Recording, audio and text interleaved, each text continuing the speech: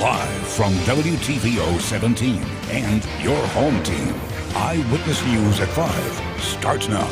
Investigators pull a body out of the Rock River. Police say the victim is a Rockford man missing since late last year.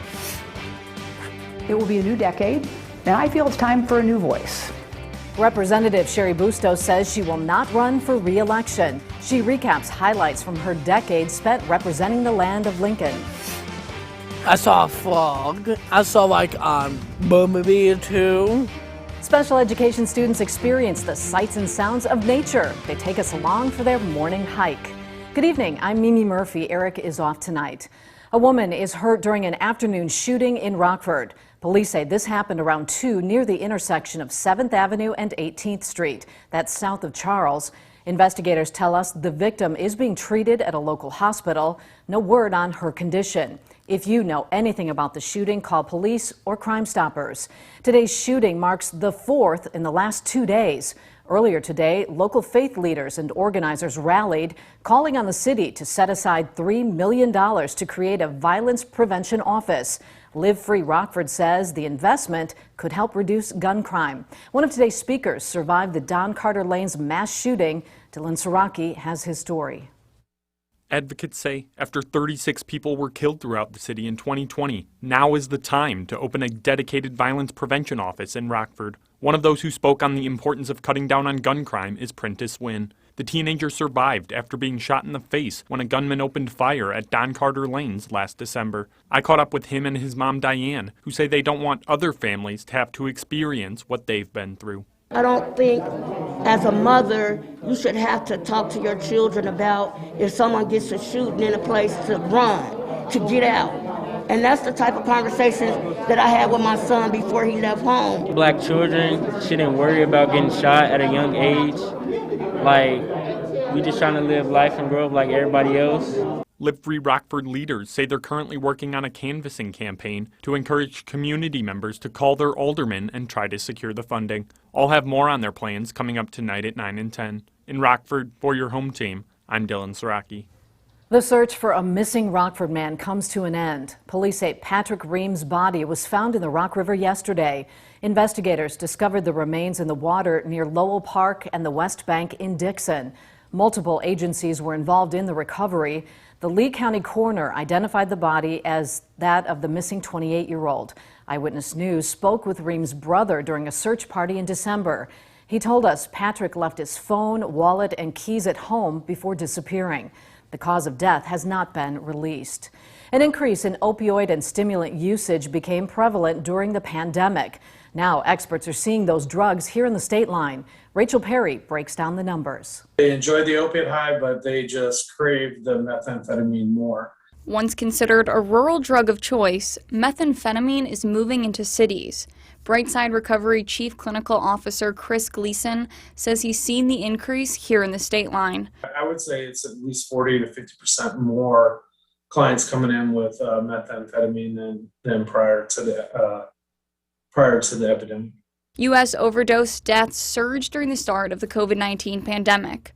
According to preliminary data from the Centers for Disease Control and Prevention, over 87,000 people in the U.S. died from drug overdoses, primarily related to opioids. Gleason believes people feeling more isolated is a large factor, and he says that goes for all people. I've seen it from people who are don't have a place to live to people who are working full-time and have available money at hand. In Winnebago County, the death toll has not changed significantly. County Coroner Bill Hintz tells me he has only seen a few deaths related to methamphetamine this year. In attempts to keep those numbers down, Gleason says it's important to continue advocating to break the stigma. Substance use disorders do have that stigma attached to them.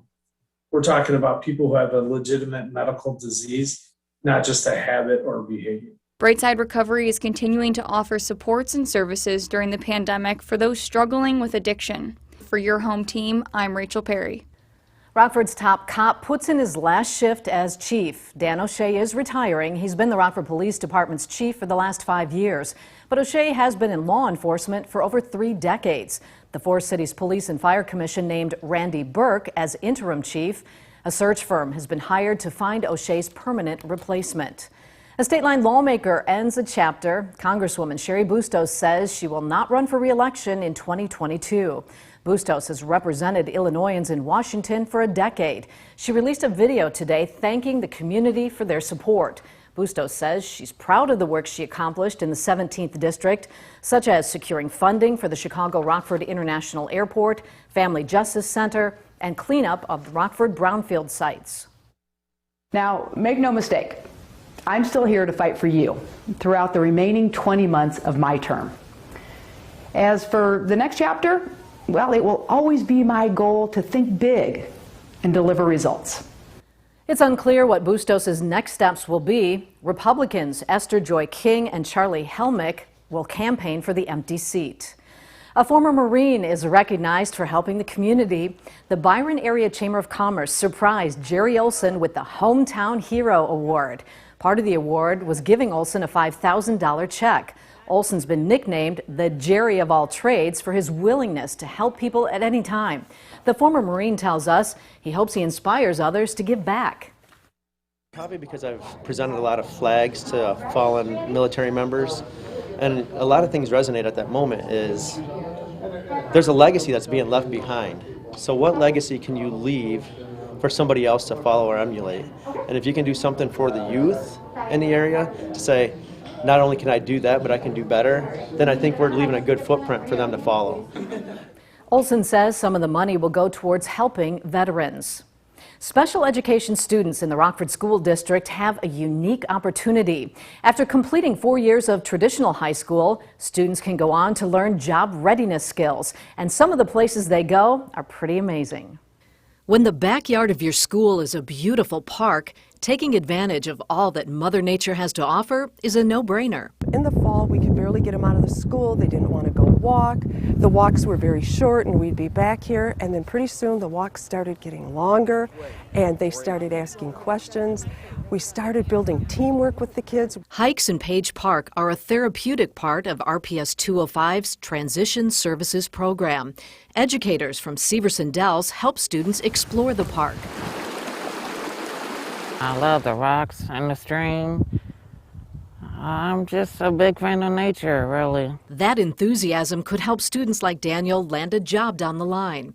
Special education teacher Kimberly Schelling says exposing students to a variety of settings is important. They've got the buds right here. We really are trying so hard to get these kids employed because they are so employable. And yeah, I just hope it continues, and we have wonderful partners out in the community. Documenting plants and wildlife is a great learning experience. Well, I'm trying to record some bird sounds and, well, a frog.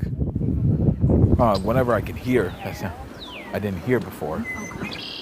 Spending time in the park provides exercise and improves overall well-being. It is a fact. Nature is very calming and healing. It got a nice day and a nice weather, nice sun.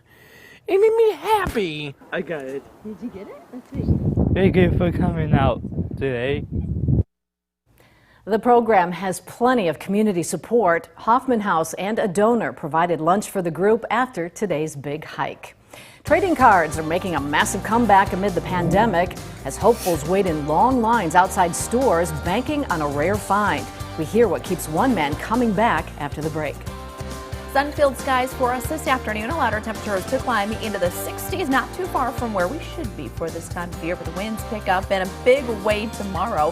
What that does for our temperature and when we may see the next chance for rain arrive. All coming up in your most trusted forecast a little later. You're watching Eyewitness News, your home team with Eric Wilson, Mimi Murphy, Sports Director Scott Lever, and Chief Meteorologist Candice King. If you drive past big box stores early on Friday mornings, you might see lines of people reminiscent of Black Friday. But they're not waiting for doorbuster deals. They're traders looking for unique finds. Ari Bruckman joins us. And Ari, you caught up with one man who crossed state lines to get a pack of cards. Yeah, Mimi, trading cards have always been a hot commodity, but because of the pandemic, getting your hands on them is proving to be difficult. One collector drove from Wisconsin to Rockford just for a few packs of cards. Hi. Yeah, there's not many places to go to get cards in Janesville. Zachary Denny waited in line for an hour at the Rockford Target for a pack of sports trading cards. The store only puts them out Friday morning.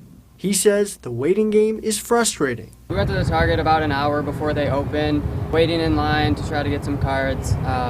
When we go in there, since we're kind of towards the back of the line, we don't really get a whole lot for cards. So it's kind of disappointing when you wait outside for an hour and then not get anything to come up from it. Rick Giddings owns Gizmo Sports Cards in Davis Junction. After working in the industry for over 30 years, he tells me he's never seen the demand for sports cards quite like this. People are at home. Everybody's in their basement. People are staying in their basements. They're, everybody's masking up. Obviously, with the pandemic, people are spending their money, even their stimulus checks. Everybody wants to get involved, and everybody still loves sports, and the thing that they look back on is their pastime. And it turns out, Giddings says buying from retail stores in person is the best way to make money. When you see people waiting in line at Walmart's, and they're buying a box for $21, Ari, they come to me and, I can buy it direct, but they can sell it to me for $40, and they know darn well that they can sell it for $65 or $80. That's what's going on. Denny, though, is in it just for the fun. I grew up collecting sport cards, so it's kind of just that nostalgia of like opening packs, and started Pokemon with my girlfriend, so we kind of enjoy opening up packs and hopefully getting something good. If you want to get your hands on a pack of cards, most stores have a one item per day per guest policy. Mimi? All right, thanks, Ari. We struggled to make it to the mid-60s this afternoon, but there was plenty of sunshine and warmer days are ahead. Candice is in after the break to time out our weekend forecast. We may even hit the 80s. We'll find out next.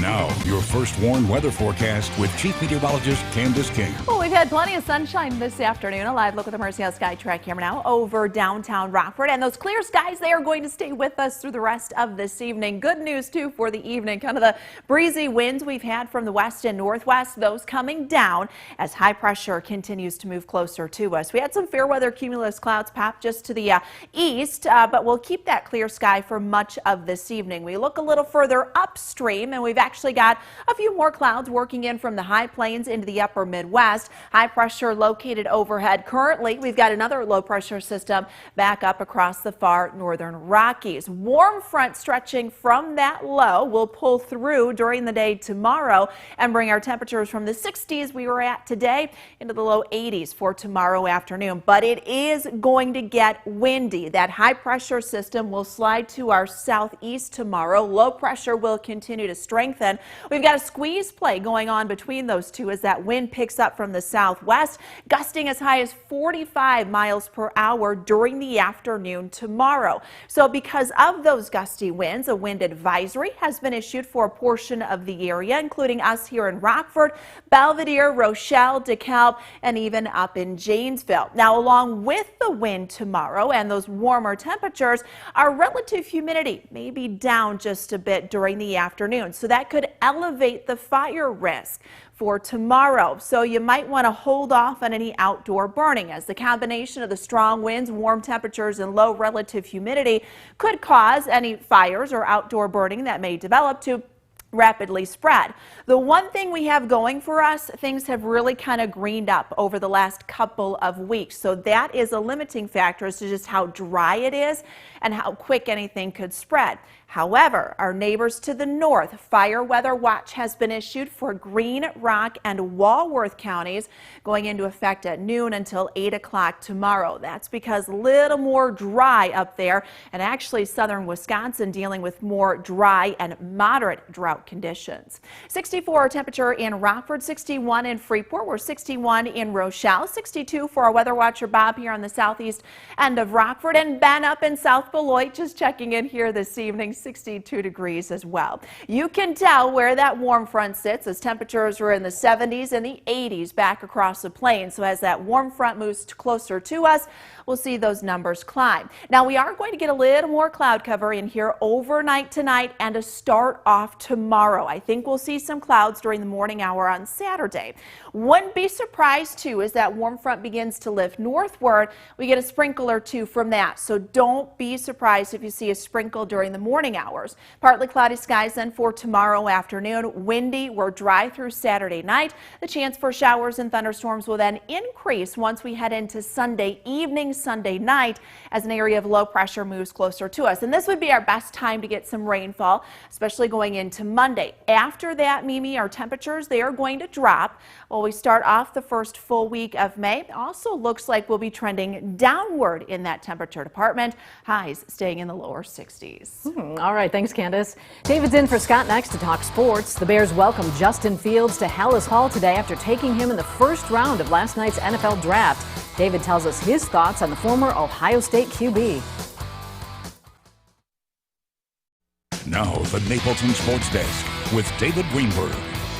For years, generations of Bears fans have questioned whether they'll ever get to witness a franchise quarterback lead their team on Sundays. Well, today those fans can take a major sigh of relief. If last night's draft is a symbol of anything, it's that good things come to those who wait. And Bears fans, you have waited a heck of a long time for this moment.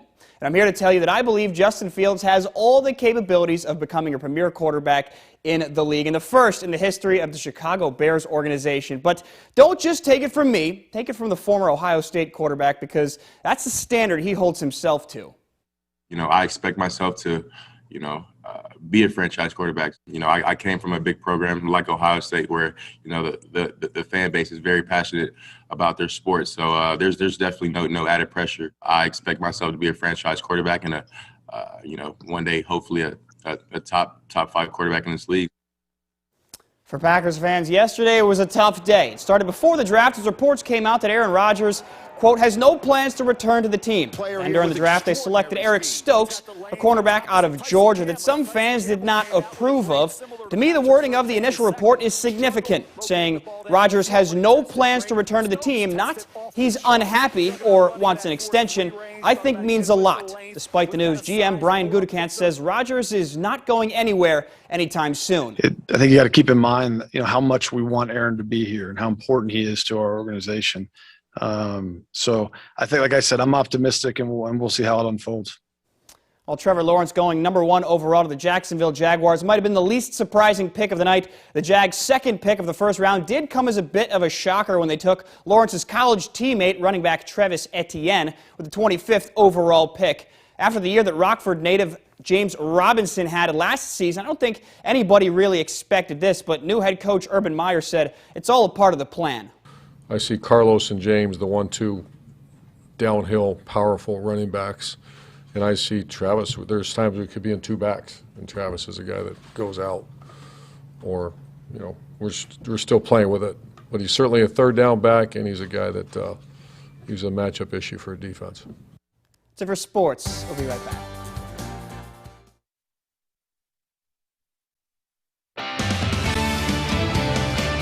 Morning interactive radar brought to us by Rockford Auto Glass and More. Clear skies for us here this evening. Winds coming down as high pressure moves in tonight. Temperatures down into the low to mid 40s, but those numbers will climb as a warm front comes through tomorrow afternoon. So we go from 64 today to 82 tomorrow.